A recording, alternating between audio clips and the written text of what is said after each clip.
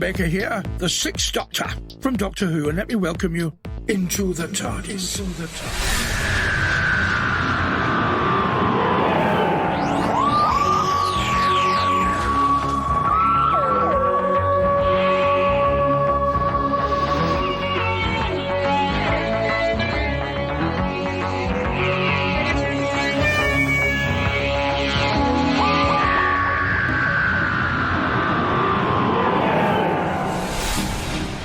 As an actor, I had the very great pleasure of playing the Doctor on television in the early 1980s, and now on audio for over 2 decades, in productions officially licensed by the BBC, bless 'em, and wonderfully made by Big Finish Productions. And that, my friends, is what this podcast is all about. Doctor Who audio drama from Big Finish.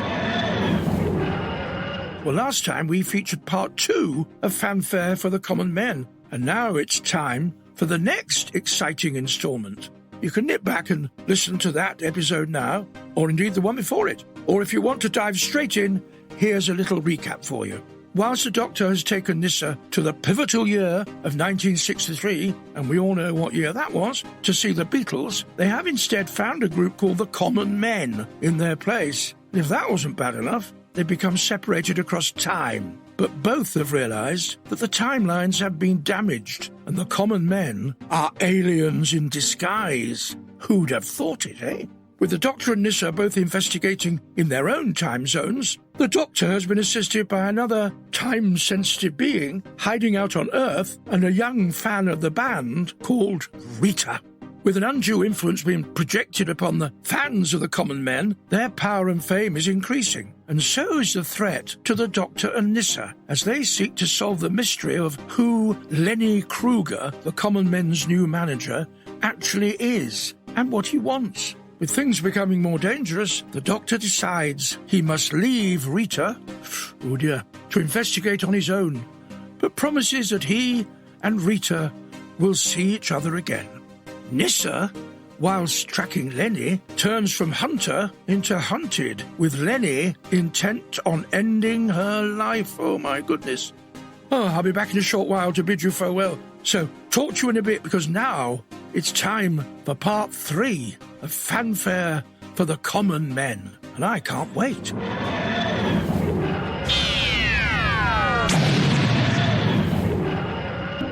Oh, poor Rita. She really did find Mark, definitely not John Lennon, draining.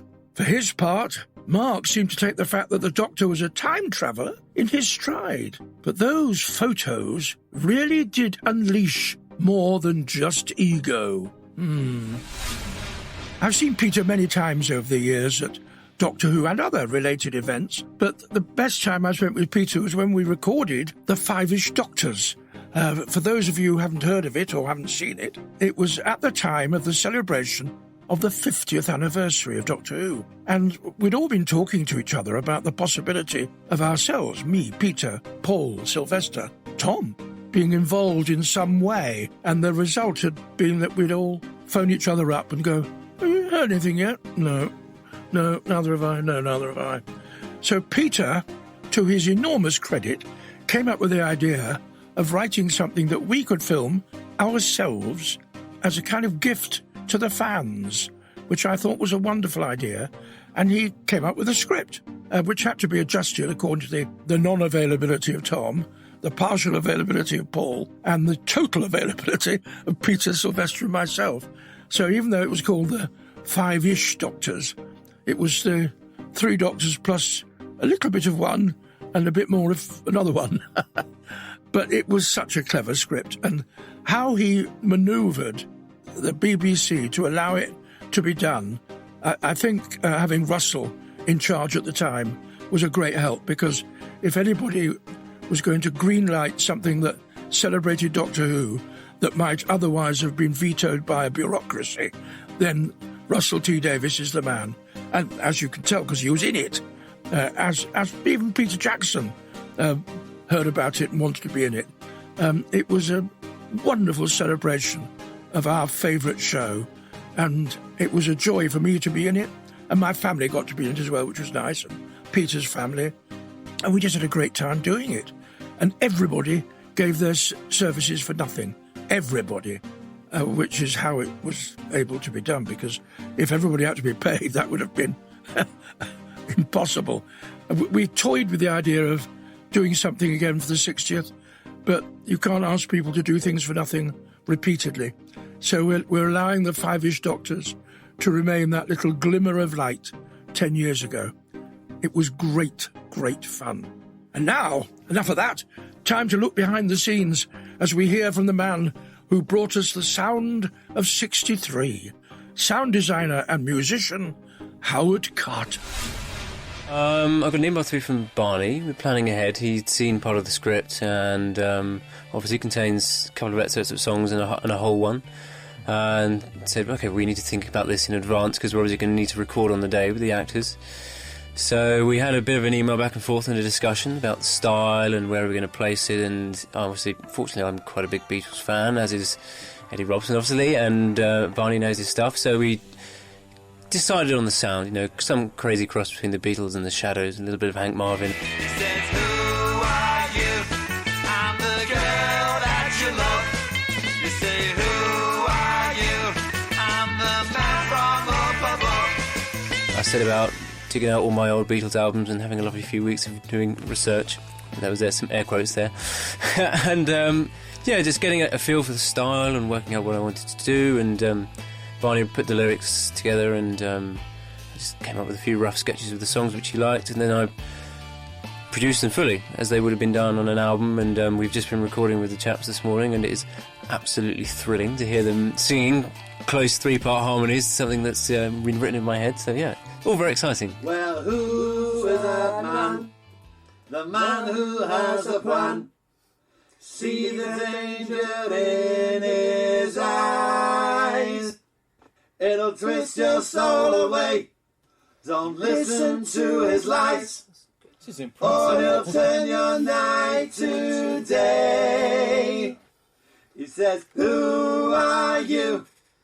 I'm the girl that you love. You say, who are you? I'm the man from up above. Should we try it again? That sounds pretty impressive, guys. I wanted it to sound like the Beatles, so people will immediately know that that's a Beatles track, but you have to tread a reasonably fine line. You don't want to be too much of a pasticheur and rip them off. So there are a nice few nods in there, and a lot of the instruments I've used were originally used in Abbey Road, and a lot of recording techniques, when now I've got the voices, I should be doing it as they will have done at the same time. So it's a good homage, I think. Hey girl, you are the one, that's all I have to say. My love goes like the sun, I'll blow your world away. It's exciting, part of it, because the songs, as you all know, will crop up in two different ways. They perform them live, and of course they appear later on as on albums. So when I was writing them and producing them, I had to think about how we can get sort of two recordings out of one performance from the actors, because we can't ask them to do it so many times. So in situ, of course, they're playing like they would do in the Cavern Club or the clubs in Germany. Very different production process, and then doing a more polished album version and really taking in all the production techniques. And I'll find somebody to put that on the CD, I'm sure. When the time comes to be true, when the time comes, just be you. Never fear, I'll fly to you. Anytime from out the blue, you'll know it's me. Just count to 3, to 1, to 2, to 3.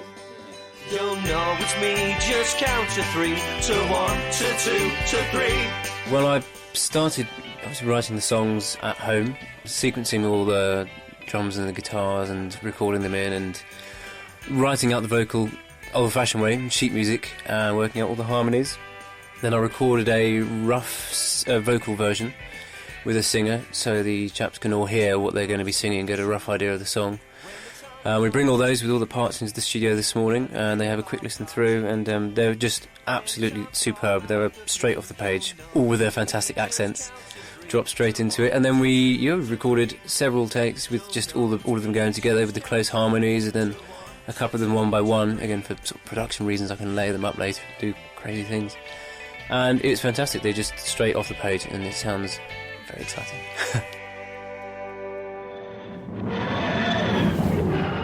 For audio adventures with the Doctor, podcasts, and much more, be sure to visit www.bigfinish.com.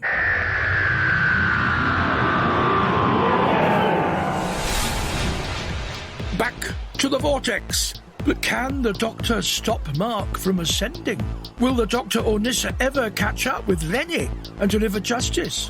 Will Corky ever remember who he really is? Find out next time as you come with me into the TARDIS.